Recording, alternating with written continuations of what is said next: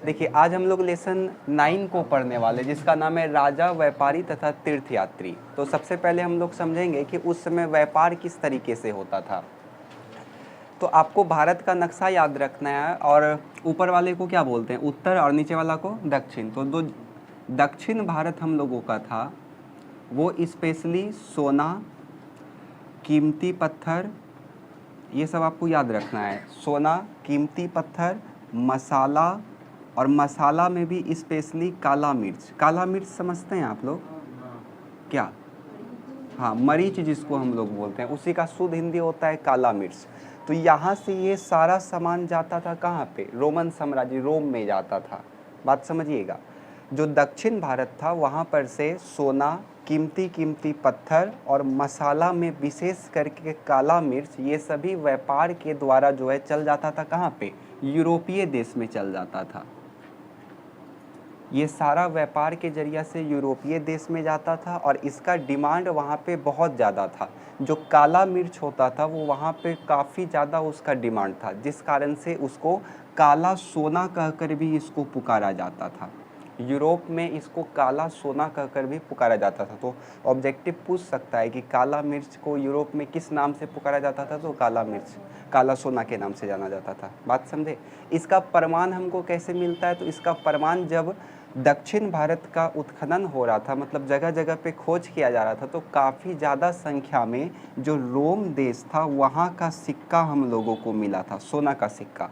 इसलिए इतिहासकार ने ऐसा अनुमान लगाया कि जो दक्षिण भारत का व्यापार जो है वो यूरोपीय देश से काफ़ी ज़्यादा होता होगा। समझ में आया? कैसे बोलना है इसको फिर से समझिए। सबसे पहले इसमें कहिएगा कि दक्षिण भारत के सोना, कीमती पत्थर, मसाले में विशेषकर काला मिर्च का व्यापार यूरोपीय देश के साथ होता था। ये इतना ज़्यादा महत्वपूर्ण था कि काला मिर्च को काला सोना कहकर भी पुकारा जाता था। हो जाएगा। इसका प्रमाण हमें इस बात से मिलता है कि दक्षिण भारत में कई सारा रोम का सोना का सिक्का मिला है। आया समझ में? हो जाएगा यहाँ तक में ना? लिखिए, दक्षिण भारत में दक्षिण भारत में सोना, अच्छा मे के जगह के कर लीजिए। दक्षिण भारत के सोना, कीमती पत्थर,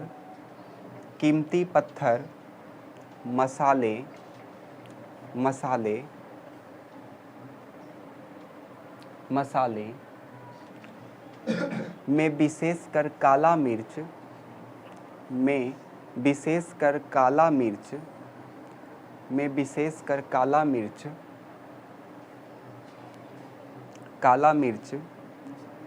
मसाले में विशेषकर काला मिर्च इत्यादि का व्यापार यूरोपीय देशों से होता था। इत्यादि का व्यापार यूरोपीय देशों से होता था। यूरोपीय देशों से होता था।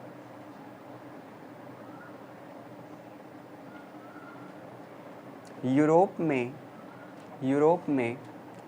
भारत के मसाले का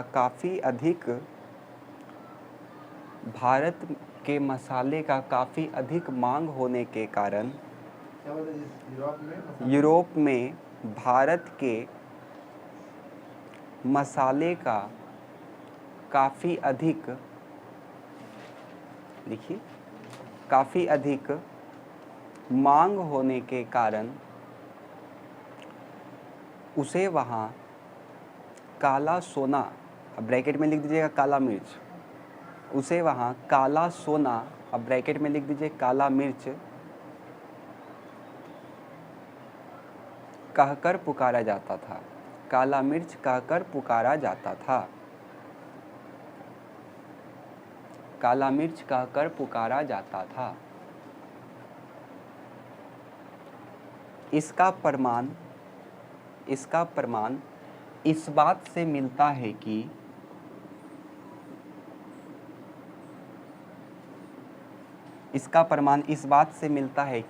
दक्षिण भारत में कई रोम के सोने के सिक्के मिले। पुकारा जाता है रास्ता क्या होगा? क्या चीज़? पुकारा जाता है। थोड़ा सा और लाइन बोलिए बढ़ा के। इसका प्रमाण इस बात से पता इसका प्रमाण इस बात से पता चलता है कि दक्षिण भारत में कई रोम के सोने के सिक्के मिले हैं। दक्षिण भारत में कई रोम के सोने के सिक्के मिले हैं।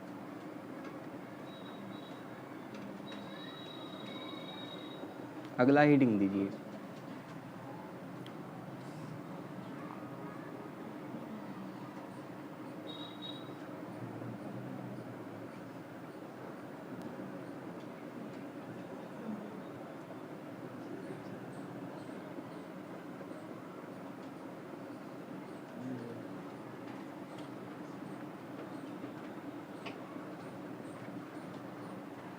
अगला हेडिंग दीजिए चोल, चेर और पांड्य शासक। ये तीनों शासक के बारे में आपको 11th में डिटेल से पढ़ना है। अभी इसका थोड़ा सा आप जानकारी लीजिए कि चोल, चेर तथा पांड्य तीन शासक थे और तीनों आपस में कहते थे कि वो तीन मुखिया हैं, जिसका अर्थ होता था मुवेनदार। ठीक है, जो संगम कविता था, संगम कविता समझ रहे हैं ना, तमिल का जो साहित्य का जो रचना था उसी को क्या कहा जाता था? संगम कविता से संगम साहित्य कहा जाता था। तो संगम साहित्य में जो मुवेनदार है उसका अर्थ होता था तीन मुखिया। यहाँ पे तीन मुखिया कहने का मतलब है चोल, चेर और पांड्य शासक। ठीक है, संगम साहित्य आप लोग समझ रहे हैं, कल ही पढ़ाए थे कि तमिल में जो रचना होता था साहित्य का उसको क्या कहा जाता था? संगम साहित्य कहा जाता था। तो उसी प्रकार संगम साहित्य में एक बात का चर्चा है। किसका चर्चा है? तो मुवेनदार का चर्चा है। मुवेनदार का मतलब क्या होता है? तो मुवेनदार का मतलब तीन मुखिया होता है। और ये तीन मुखिया किसको डिनोट कर रहा है? तो चोल, चेर और पांड्य को डिनोट कर रहा है। बात समझे? जैसे भारत का सत्ता का प्रमुख केंद्र क्या है? दिल्ली, किसी भी चीज़ का वो राजधानी रहता है। उसी प्रकार से इन शासकों का जो महत्वपूर्ण केंद्र था सत्ता का, तो वो पुहार और मदुरै था। साउथ इंडिया में ये पड़ता है, पुहार और मदुरै। और ये शासक का एक विशेष बात ये था कि ये कर के स्थान पे उपहार लेता था लोगों से। जैसे हम लोग टैक्स देते हैं ना, तो ये उस समय टैक्स नहीं लेता था, बल्कि उन लोगों से उपहार का मांग करता था। आप ऐसे समझिए उपहार को, जैसे किसी का विवाह हो रहा है, तो अगर वो डायरेक्ट उसको दहेज दे रहा है, पैसा दे रहा है, तो मतलब हम उसको क्या बोलेंगे कि वो दहेज ले रहा है। लेकिन अगर वो उसको पैसा नहीं दे करके अलग अलग तरीके का सामान दे रहा है, पलंग दे रहा है, वॉशिंग मशीन दे रहा है, फ्रिज दे रहा है, ज़मीन दे रहा है, तो ये भी एक प्रकार से क्या हुआ? दहेज हुआ ना। लेकिन वो दहेज किस तरीके से दे रहा है? उपहार के तरीके से दे रहा है। उसी प्रकार से यहाँ भी ये डायरेक्ट कर नहीं लेता था, बल्कि ये उपहार के रूप में कर लेता था। यही विशेषता था किसका? चोल, चेर और पांड्य शासक का। इसको याद रखिएगा। बात समझ में आया? बोलिएगा कैसे? तो सबसे पहले आप कहिएगा तमिल साहित्य संगम, तमिल साहित्य संगम के मुवेनदार, जिसका अर्थ तीन मुखिया होता है, जिसको जो चोल, चेर और पांड्य शासक का चर्चा किया गया है, ये शासक काफ़ी महत्वपूर्ण शासक थे दक्षिण भारत में। ये बात याद रखिएगा। इनका सत्ता का प्रमुख केंद्र पुहार और मदुरै था। ये शासक कर के रूप में उपहार लेते थे। बस हो जाएगा, लिखिए। संगम साहित्य में मुवेनदार, संगम साहित्य में मुवेनदार। अच्छा, इसका काल 2300 वर्ष पहले था, तो ये भी याद रखिएगा।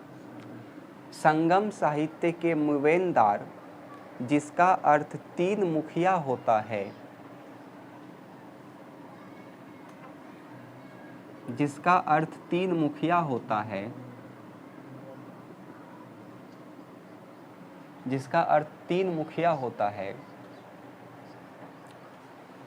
अर्थात यहाँ चोल, चेर एवं पांड्य का चर्चा है। चोल, चेर एवं पांड्य शासक का चर्चा है।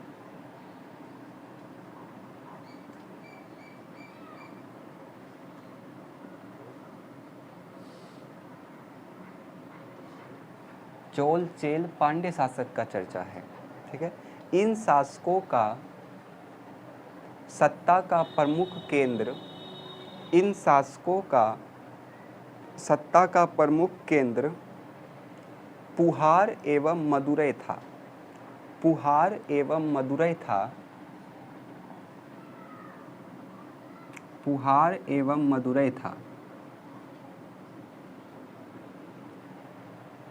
ये इन शासकों का सत्ता का महत्वपूर्ण केंद्र पुहार एवं मदुरै था। ये शासक कर के रूप में उपहार को लेते थे। ये शासक कर के रूप में उपहार को लेते थे।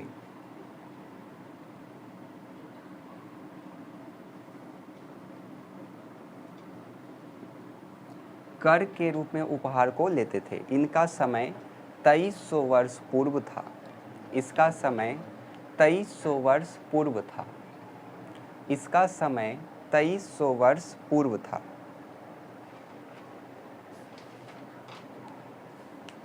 अगला लिखिए अब सातवाहक। सातवाहक लिख करके डैश दीजिए और इसको ध्यान से समझिएगा। देखिए 2300 वर्ष पहले आपसे अगर कोई पूछेगा कि कौन सा शासक प्रचलन में था तो आपको वहाँ पे बोलना है चोल, चेर और पांड्य। ये आप डिटेल में पढ़िएगा इन शासक के बारे में कक्षा 11th में। अब आप 2300 साल के बाद 200 साल बाद यानी कि 2100 साल के बाद जिस शासक का चर्चा आता है तो वो है सातवाहक शासक। इसको आपको 12th में पढ़ना है। तो सातवाहक शासक का जो प्रमुख राजा थे उनका नाम था सातकर्णी। सातवाहक एक ऐसा वंश था जो अपने नाम के आगे अपनी माता का नाम लगाता था। ये बात याद रखिएगा। तो इसकी माता का नाम क्या था? गौतमी। तो किसी का नाम जैसे सातकर्णी है, उसको अपना माता का नाम ले करके अपना नाम लिखना है। तो ये नाम क्या लिखा? गौतमी पुत्र सातकर्णी। ये इसका पूरा नाम हुआ। बात समझ में आया? और हम लोग में क्या होता है कि पिता का नाम आता है, हम लोग के नाम के बाद आता है पिता का नाम। लेकिन सातवाहक ही एक ऐसे राजा थे, इस वंश के ऐसे ऐसे राजा हुए जिन्होंने अपने नाम से पहले अपने माता का नाम लगाया। बात समझ में आया? तो प्रमुख राजा कौन थे उनके? तो सातकर्णी। बात समझे? इसका चर्चा हमको कैसे मिलता है? तो इसकी जो मम्मी थी गौतमी, उसी का अभिलेख से हमको चर्चा मिलता है सातवाहक राजा के बारे में। ठीक है। और एक विशेष बात याद रखिएगा कि सातवाहक जो है वो स्वयं को दक्षिणापथ का स्वामी कहते थे। दक्षिणापथ का स्वामी मतलब दक्षिण की ओर जाने वाला रास्ता का ये स्वामी कहता था। इसका एरिया कौन से था? तो पश्चिम भारत। तो पश्चिम भारत कहाँ आ जाएगा? ये वाला पार्ट आ जाएगा। और दक्षिण भारत यहाँ पे है। तो यहाँ पे जब सातवाहक के शासक हैं तो ये अपने आप को क्या कहते थे? दक्षिणापथ के स्वामी, क्योंकि दक्षिण भी तो जाएगा इसी के साइड से ना, इसलिए ये अपने आप को कहता था दक्षिणापथ का स्वामी। कई बार क्वेश्चन पूछा जा चुका है कि दक्षिणापथ के स्वामी निम्नलिखित में कौन कहलाते थे? ऑप्शन में रहता था संग वंश, नंद वंश या मौर्य वंश या फिर सातवाहक। तो आपको किस में टिक करना है? सातवाहक में टिक करना है। बात समझ में आया? कैसे बोलना है फिर से समझ लीजिए। चोल, चेर तथा पांड्य शासक के 200 वर्षों के बाद अर्थात लगभग 2100 वर्ष पूर्व, ये घट क्यों रहा है ये समझ में आ रहा है ना? क्योंकि हम लोग BC में चल रहे हैं, ईसा पूर्व में चल रहे हैं। लगभग 2100 वर्ष पूर्व जो सातवाहक थे वो पश्चिम भारत के प्रमुख शासक थे। ये इनके कुछ प्रमुख शासक कौन थे? तो गौतमी पुत्र सातकर्णी थे। इनके बारे में जानकारी हमें उनकी माता के अभिलेख से मिलता है। और ये शासक स्वयं को दक्षिणापथ का स्वामी कहते थे। दक्षिणापथ का मतलब क्या होता है? तो दक्षिण की ओर जाने वाला रास्ता। देखिए पथ मतलब क्या होता है? रास्ता, और दक्षिणा है तो दक्षिण की ओर जाने वाला रास्ता। आया समझ में? लिखिए चोल, चेर तथा पांड्य शासक, चोल, चेर तथा पांड्य शासक के शासन के 200 वर्षों के बाद, के शासन के 200 वर्षों के बाद, 200 वर्षों के बाद अर्थात 2100 वर्ष पूर्व, अर्थात 2100 वर्ष पूर्व, 2100 वर्ष पूर्व पश्चिम भारत में, पश्चिम भारत में सातवाहक वंश का शासन था। सातवाहक वंश का शासन था।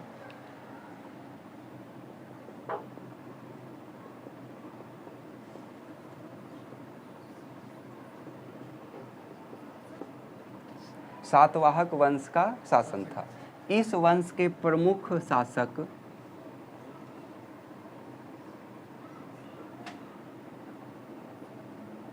इस वंश के प्रमुख शासक गौतमी पुत्र सातकर्णी थे। गौतमी पुत्र सातकर्णी थे। गौतमी पुत्र सातकर्णी थे। इनके विषय में जानकारी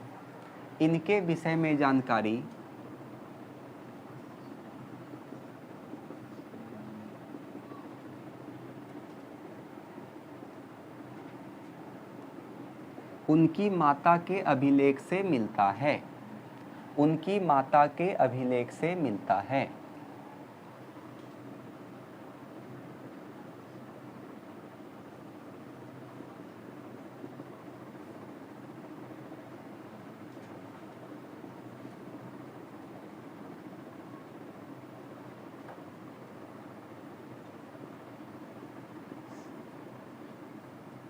अगला हेडिंग दीजिए, रेशम मार्ग।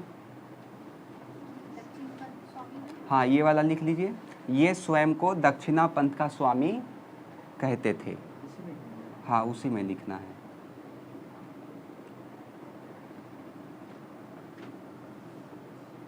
ये स्वयं को दक्षिणा पंथ का स्वामी कहते थे।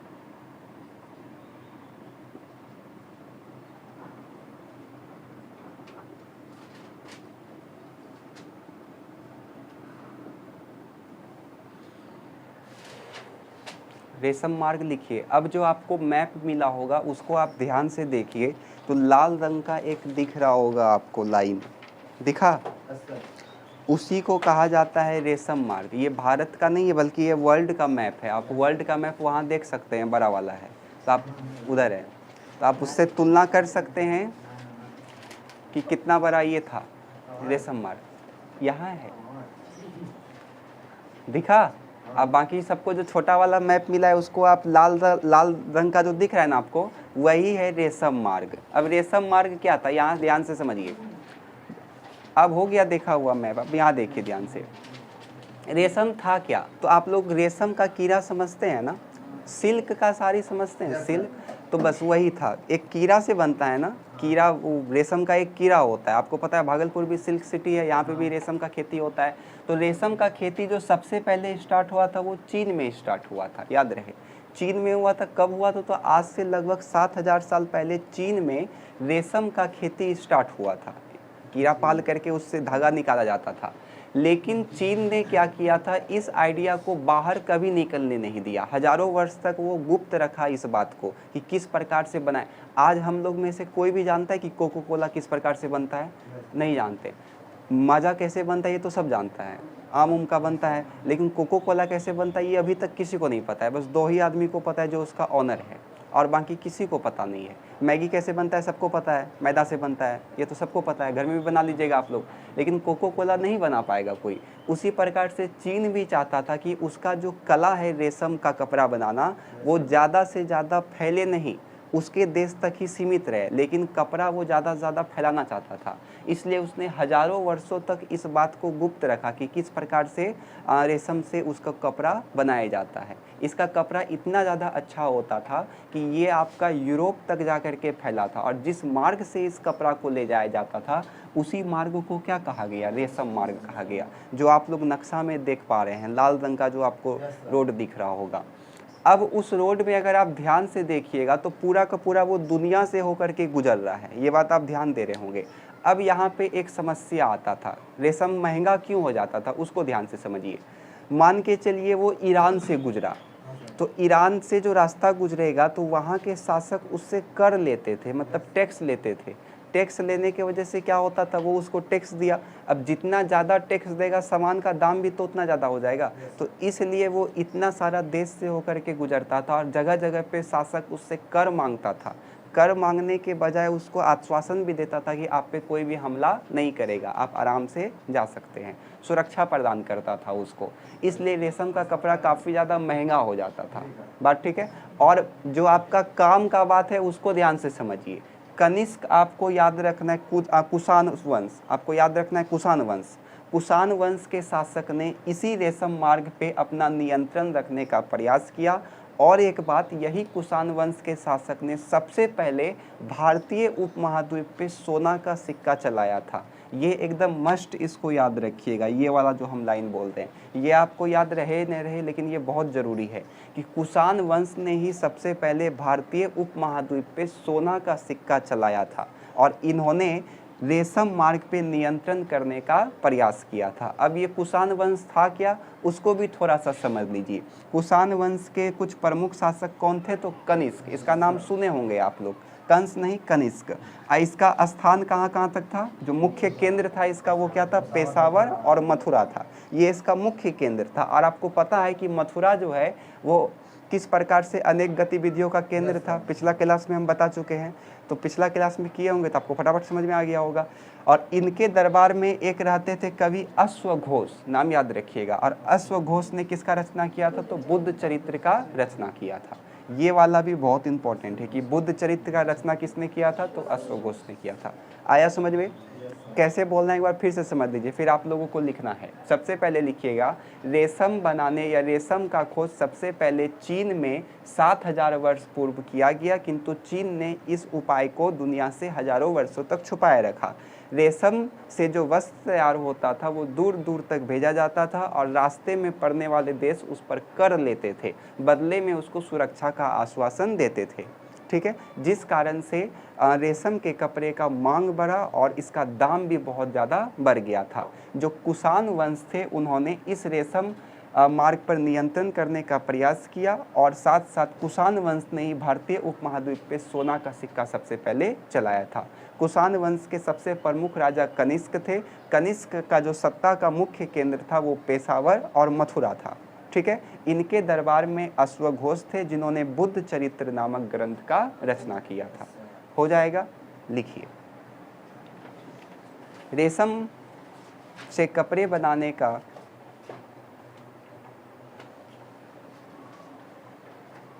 खोज सर्वप्रथम चीन में 7000 वर्ष पूर्व हुआ। सर्वप्रथम चीन में 7000 वर्ष पूर्व हुआ।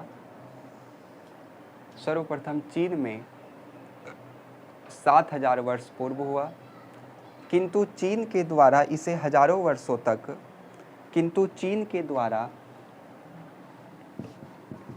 इसे हजारों वर्षों तक छुपाया गया।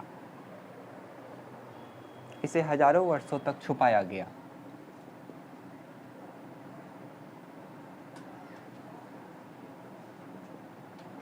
जिस रास्ते से रेशम को ले जाया जाता था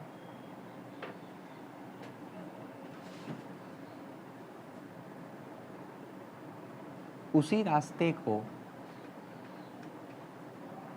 रेशम मार्ग कहा गया।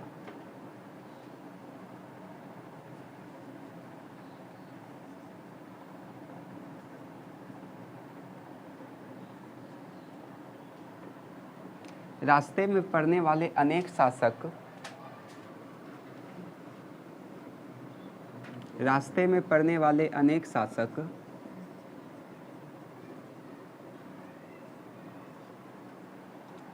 रास्ते में पड़ने वाले अनेक शासक अपने राह से गुजरने के लिए कर लेते थे, अपने क्षेत्र से गुजरने के लिए कर लेते थे, अपने क्षेत्र से गुजरने के लिए कर लेते थे,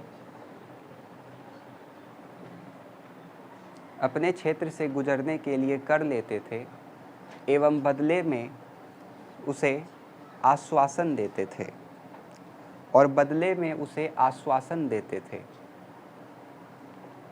और बदले में उसे आश्वासन देते थे।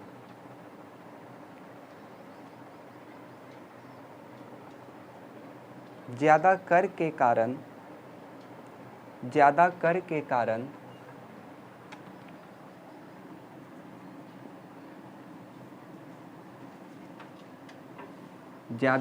कारण रेशम का मांग या फिर रेशम का दाम बढ़ जाता था रेशम का दाम, दाम की जगह में मूल्य लिख दीजिए, रेशम का मूल्य बढ़ जाता था, रेशम का मूल्य बढ़ जाता था। हो गया। अब स्टार दे करके लिखिए, उसको छोड़ दीजिए पैराग्राफ, स्टार दे करके लिखिए। कुषाणों ने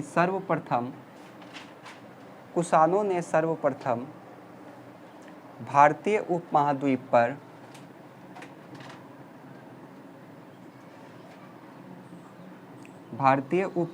पर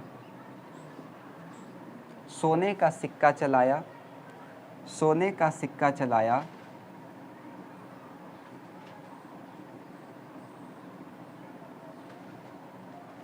सोने का सिक्का चलाया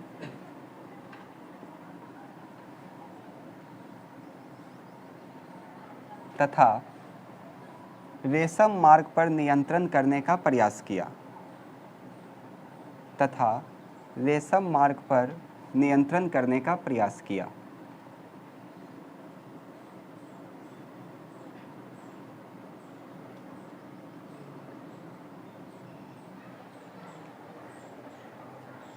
कुषाण वंश के सबसे प्रमुख शासक कनिष्क थे, कुषाण वंश के सबसे प्रमुख शासक कनिष्क थे,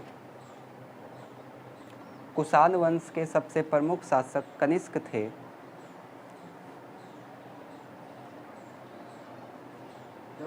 कुषाण वंश के सबसे प्रमुख शासक कनिष्क थे।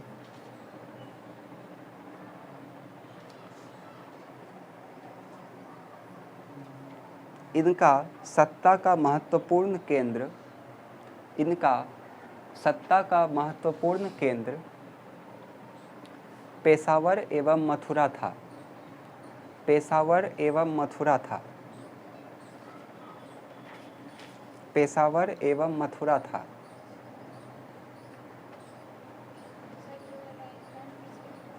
इनके सत्ता का महत्वपूर्ण केंद्र पेशावर एवं मथुरा था, पेशावर एवं मथुरा था। इनके दरबार में अश्वघोष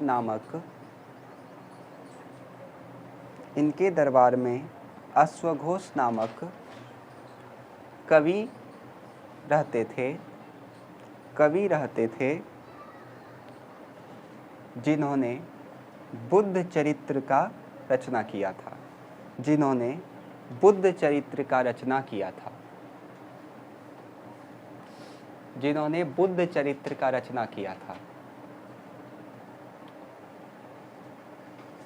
अगला हेडिंग दीजिए। मौर्योत्तर काल में बौद्ध धर्म की दशा में परिवर्तन।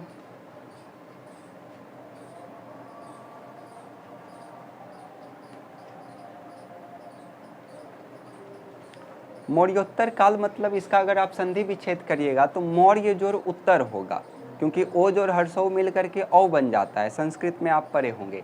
तो मौर्योत्तर काल में बौद्ध धर्म का दशा में क्या क्या परिवर्तन आया, इसको ध्यान से समझिए। मौर्योत्तर काल मतलब जब मौर्य क्या हो रहा है, खत्म हो रहा है, तो सबसे पहला परिवर्तन तो ये आया कि जो भगवान बुद्ध थे उनका पहले जो मूर्ति बनता था वो संकेतात्मक रूप से बनता था, बस संकेत लगता था कि नहीं ये बुद्ध भगवान का मूर्ति है। किंतु जब मौर्योत्तर काल आया तो उसके बाद जो बौद्ध भगवान बुद्ध था उनका मूर्ति स्पष्ट रूप से बनने लगा, ठीक है। और ये बढ़ गया था महायान में, इसको भी याद रखिएगा। खैर ये अगला चैप्टर में आपको पढ़ना ही है। वैसे दूसरा आपको क्या बोलना है, बोधिसत्व अस्तित्व में आया, बोधिसत्व के दशा में परिवर्तन आया। मतलब पहले के लोग क्या मानते थे, यदि ज्ञान का प्राप्ति हो जाता है तो संन्यास ले लीजिए, घर द्वार को त्याग दीजिए। किंतु मौर्योत्तर काल के बाद लोगों का मानना थोड़ा सा चेंज हुआ। वो क्या मानने लगे कि अब अगर ज्ञान का प्राप्ति हो जाएगा तो आप संन्यास लेकर के दुनिया से कटिए नहीं, बल्कि दुनिया में रह करके अपने ज्ञान को आप फैलाइए। तो ये तो अच्छा कदम था। पहले क्या होता था, कोई व्यक्ति अगर ज्ञानी बन गया और ये दुनिया से कट गया मतलब मर नहीं गया, दुनिया से ये अलग हो गया, तो इससे क्या हुआ, इसके पास जो ज्ञान था वो तो सीमित हो गया। आप ऐसे समझिए, एक बुक को लिखने में 3 से 4 साल लगता है। कोई भी अगर राइटर है अच्छा सा, उसको एक बुक अगर लिखना है अच्छा खासा, तो उसको 3 से 4 साल उसको एक बुक लिखने में लग जाता है। और आपको वो बुक पढ़ने में कितना समय लगेगा, मुश्किल से 5 दिन, अगर ढंग से बैठिएगा तो। अभी बोलिएगा कि 1 साल मुश्किल से 5 दिन लगेगा। तो आप उसका 3 साल का अनुभव को कितना दिन में ग्रहण कर लिए, 5 साल में। तो फायदा कौन है इसमें? स्टूडेंट फायदा में रहेगा इससे। तो वही यहाँ पे कहा गया, अगर कोई ज्ञान का प्राप्ति कर लिया है उतना मेहनत करके और ये दुनिया से अलग हो रहा है, दुनिया से ये संन्यास ले रहा है, तो इससे लाभ तो केवल इसी को होगा। लेकिन जब ये समाज में रहेगा और समाज में रह करके ये अपना लोगों को ज्ञान देगा, तो इससे भला किसका होगा? समाज का भी भला होगा। अब समझ में आया हम क्या बोलना चाह रहे हैं? तो बस इसी दशा में क्या आया? परिवर्तन आया। पहले क्या होता था? ज्ञान का प्राप्ति हुआ और वो पूरी तरीके से क्या ले लिया? संन्यास ले लिया। लेकिन अब क्या सिस्टम हो गया कि ज्ञान का प्राप्ति आप कर लीजिए और फिर से आप गृहस्थ जीवन में आ जाइए, ताकि आप अपना ज्ञान को लोगों में फैला सके। उसके बाद आपको पढ़ना है भक्ति परंपरा। तो ये सब छोटा छोटा है। भक्ति परंपरा का चर्चा भगवत गीता में मिलता है। इसमें कहा गया है कि पौधा में, मनुष्य में, जीव में, जंतु में आप किसको देखिए? भगवान को देखिए। बात समझ में आया? तीसरा, भारत आने वाले विदेशी यात्री कौन कौन थे? तो सिंपल आपको याद रखना है, फायान, हुएनसांग और इतिसक। चैप्टर खत्म हो गया ये वाला। समझ में आया? एक स्टार दे करके आपको लिख लेना है कि विष्णु जी का विराह रूप को कहाँ पूजा जाता है? तो मध्य प्रदेश में पूजा जाता है। विराह रूप समझते हैं आप लोग? एक कथा के अनुसार हम लोग का पृथ्वी समुद्र में पूरा डूब गया था, तो विराह रूप, विष्णु जी विराह का रूप लिए थे। सिंह आप लोग देखे होंगे, मुंह पे ऐसे करके दो ऐसे निकला रहता है, सुर दांत टाइप का। तो विराह मतलब सुअर समझते हैं ना? सर उनका सुअर का था, विराह का था, और इस प्रकार से निकला हुआ था दांत, और वो उसको पृथ्वी को दांत पे रख करके ऐसे उठाया था ना। देखे तो फोटो तो जरूर देखे होंगे। तो उसका विराह का रूप का पूजा कहाँ किया जाता है? तो मध्य प्रदेश में किया जाता है। बात समझे? एक फिल्म भी तो आया था ना, कंतारा, उसमें भी तो दिखाया गया है विराह रूप को। पता नहीं आप लोग देखे हैं कि नहीं? हाँ, सीरियल में भी दिखाता है विराह रूप को। समझ में आया ये वाला? दिक्कत है किसी को? लिखिए, पहला लिखिए, पहला लिखिए। पहले बुद्ध के संकेतात्मक मूर्ति बनाए जाते थे। पहले बुद्ध के संकेतात्मक मूर्ति बनाए जाते थे, किंतु बाद में संकेतात्मक मूर्ति बनाए जाते थे, किंतु बाद में उनका मूर्ति बनाए जाने लगा। किंतु बाद में उनका मूर्ति बनाए जाने लगा।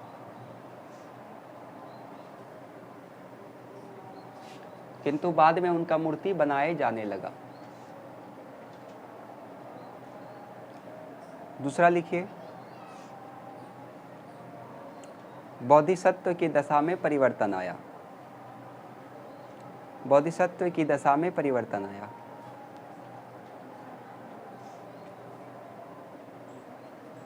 दूसरा लिखिए, बोधिसत्व की दशा में परिवर्तन आया। बोधिसत्व की दशा में परिवर्तन आया।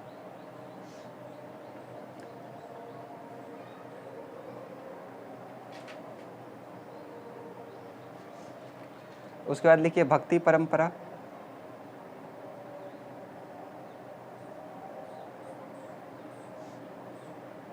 भक्ति परंपरा में डैश दे करके लिखिए, भक्ति मार्ग का चर्चा भागवत गीता में मिलता है।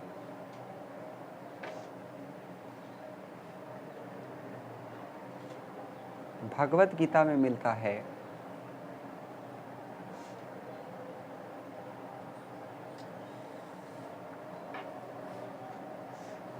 भगवत गीता में मिलता है।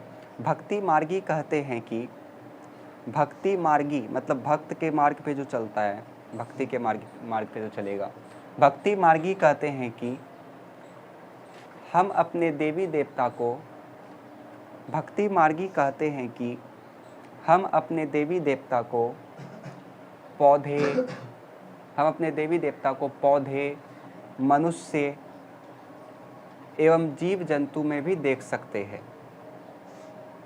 एवं जीव जंतु में भी देख सकते हैं।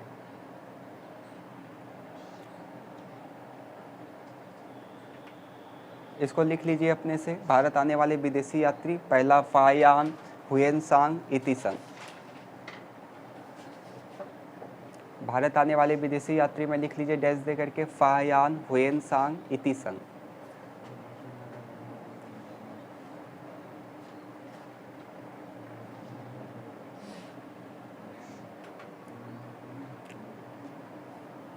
भारत आने वाले विदेशी यात्री, इसमें डैश दे करके लिखिए फाहियान हुएन सांग इति संग।